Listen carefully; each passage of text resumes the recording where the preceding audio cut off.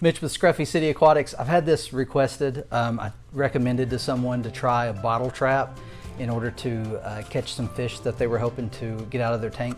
And I was asked how to use a bottle trap. So this is my bottle trap. This was recommended to me from a friend named Curtis.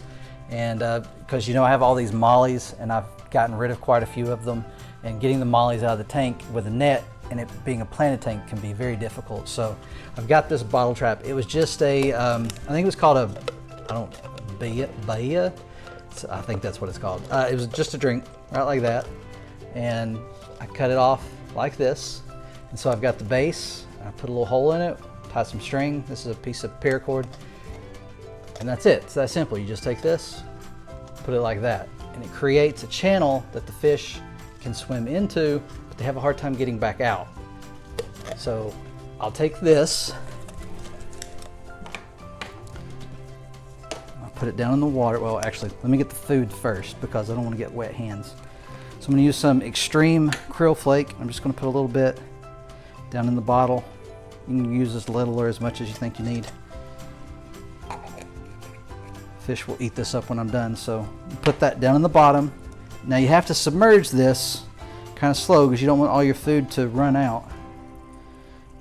All right, now once you get that down there, you got to put the lid on. You can't put the lid on up out of the water because if you do that, there's an air bubble and it'll float.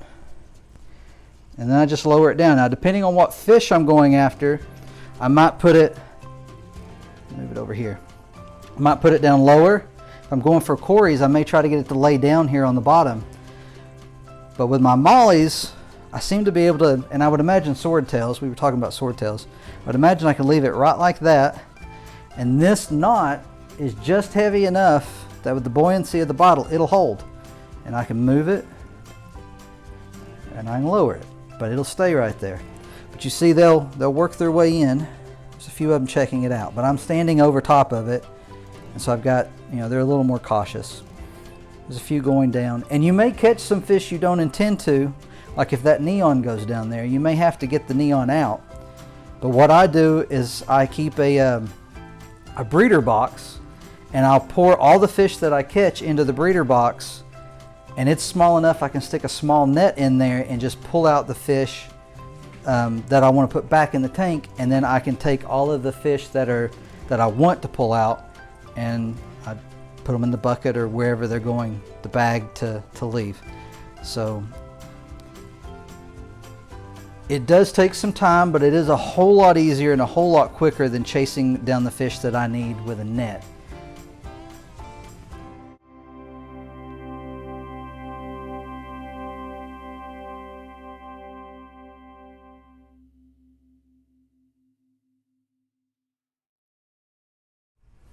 All right, so I've got a couple in here, and if I waited longer, more and more would congregate down in there. There's 3 down there. And so you see here, try to get you a little closer. So you see here, they're in there, and they most of the time when they swim up, they'll swim up the edges. So they can't get back out. They can, and I've had them get out before, but it's unlikely. So they're in there, and I could leave this for an hour and just collect as many as would fit in there. Typically it fills up long before that though. I have to pull it out just because there's so many and they're moving so much that I'm afraid they're gonna get hurt. So that's how you use it, and then you just pull them out, pull the bottle out, take the lid off. I like to take the lid off here at the tank because it will make a mess when it opens, and then you want to be careful because you could spill them back out. I'm going to have to clean up some water here. But you can see they're there in the bottom. So that's all you got to do. Real easy, a great way to catch your fish without stressing them out. They just went in and got a snack, took a ride, so it wasn't a big deal for them. But if I'd been chasing down, trying to pull mollies out with a net, I'd have been tearing up plants and chasing fish and put a lot of stress on them, especially with cories, put a lot of stress on them that they don't really need. So that's it. That's how you use a bottle trap. Simple.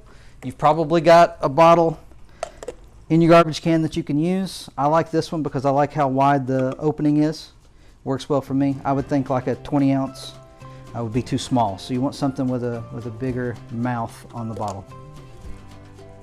I hope this video helps. If you liked it, please like, subscribe, and of course you could hit the notification button or bell in order to be notified of a new video. And yeah, that's it. Thanks.